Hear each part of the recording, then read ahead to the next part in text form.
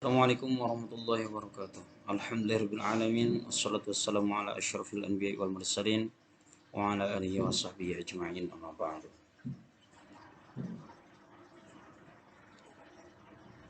Rekan-rekan sekalian yang saya banggakan, terutama dosen pengampu mata kuliah filsafat pendidikan Islam yang saya hormati, yang Allah muliakan, Bapak Haji Dr. Mulyawan Safwandi Nugraha. Insyaallah saat ini saya akan membawakan dari tema tentang filsafat, hakikat filsafat pendidikan Islam.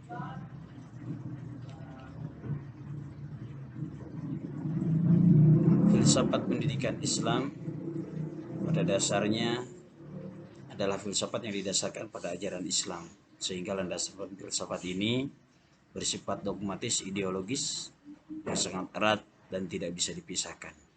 Landasan ini membentuk jiwa seorang muslim secara utuh, dari mulai sisi pribadi sampai hal yang bersifat global, kemasyarakatan, kepemerintahan, menyangkut hajat hidup orang banyak.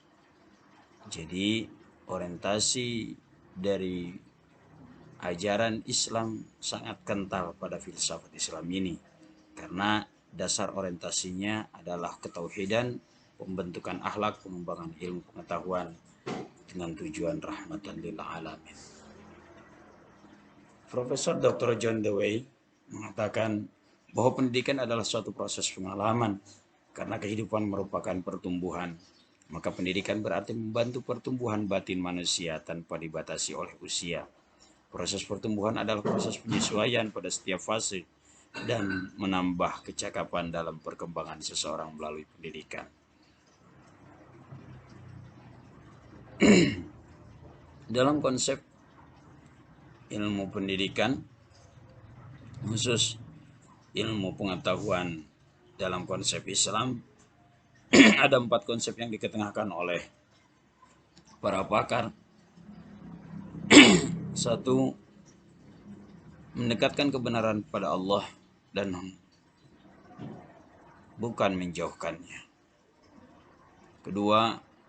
Dapat membantu umat merealisasikan tujuan-tujuannya. 3. Dapat memberikan pedoman bagi sesama. 4.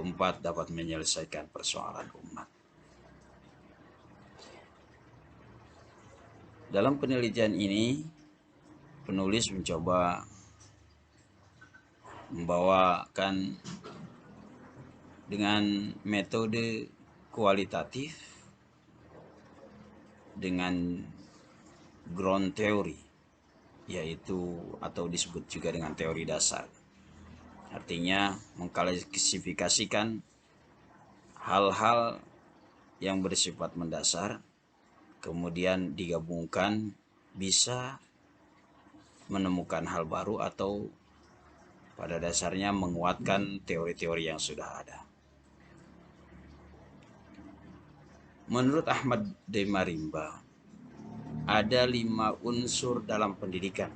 Pertama, usaha kegiatan bersifat bimbingan, pimpinan, pertolongan yang dilakukan secara sadar. Kedua, ada pendidik, pembimbing, penolong.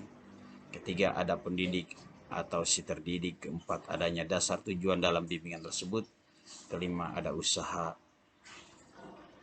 dan alat-alat yang dipergunakan.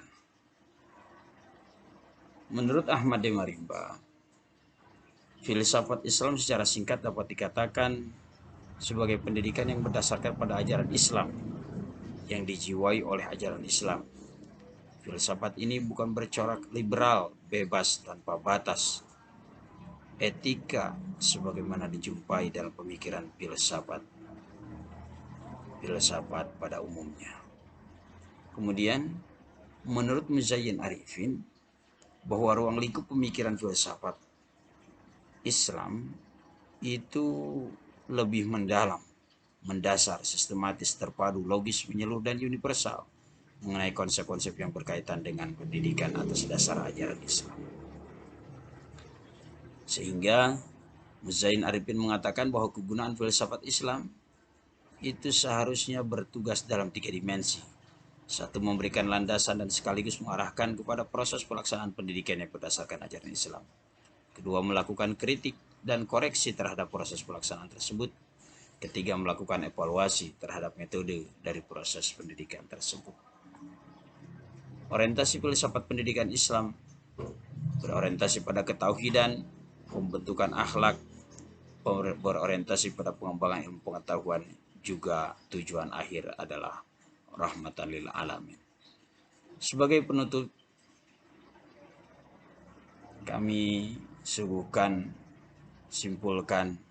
bahwasanya proses pendidikan Islam berusaha mengembangkan seluruh potensi yang dimiliki oleh manusia secara keseluruhan dan berusaha untuk mengembangkan dengan sebaik mungkin tanpa ada yang terabaikan sedikit pun.